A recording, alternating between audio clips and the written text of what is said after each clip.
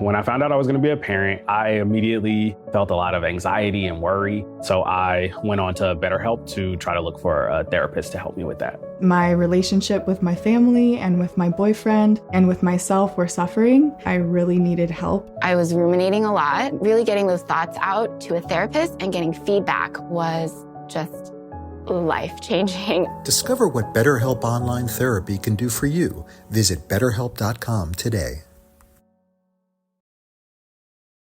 The holidays start here at Kroger with a variety of options to celebrate traditions old and new. You could do a classic herb-roasted turkey or spice it up and make turkey tacos. Serve up a go-to shrimp cocktail or use Simple Truth wild-caught shrimp for your first Cajun risotto. Make creamy mac and cheese or a spinach artichoke fondue from our selection of Murray's cheese. No matter how you shop, Kroger has all the freshest ingredients to embrace all your holiday traditions. Kroger, fresh for everyone.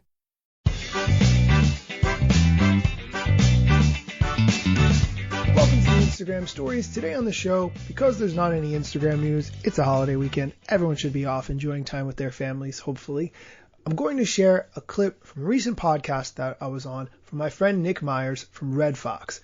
Nick and I talked about a variety of different things, but then we talked specifically about this Amazon delivery service, the Amazon Echo, and social media, and where the overlap is and what I think the future will be for this industry. Here's the clip. So you being more of a social media person, of course, how do you envision social media and voice either overlapping or integrating with one another over the next decade, if you think it even will? Yeah, I think about this a lot, and I don't think there's a clear answer yet, but I do think it's going to be more interactive in some way that's less reading and more vocal. Like right now, if I listen to a podcast and I have something to say about it, there's not much I can do.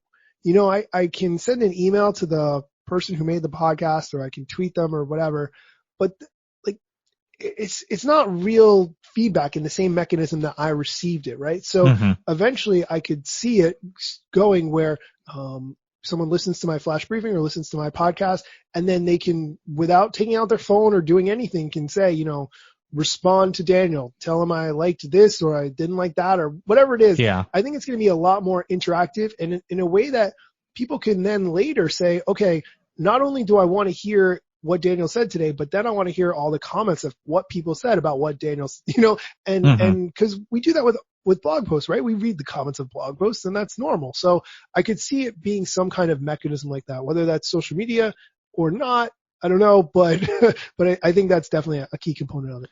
So then with that in mind, do you ever think that social media could become a 100% voice-first experience, or do you think that visual component will always need to be there in some capacity?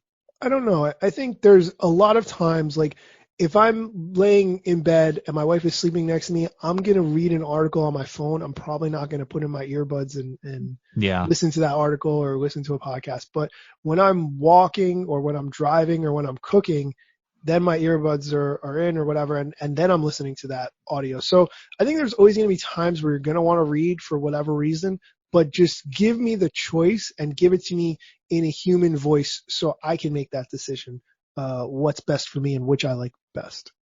Yeah, I've been asked that question a bit before, and that's kind of why I wanted your opinion, because with all the work you do with Instagram, I really wanted to see what your thoughts were. I agree with you. I don't necessarily know if there's a clear-cut answer on what that integration looks like right now, and I think there'll be a time and a place for maybe a voice-first only, you know, interaction with Facebook or Twitter or Instagram.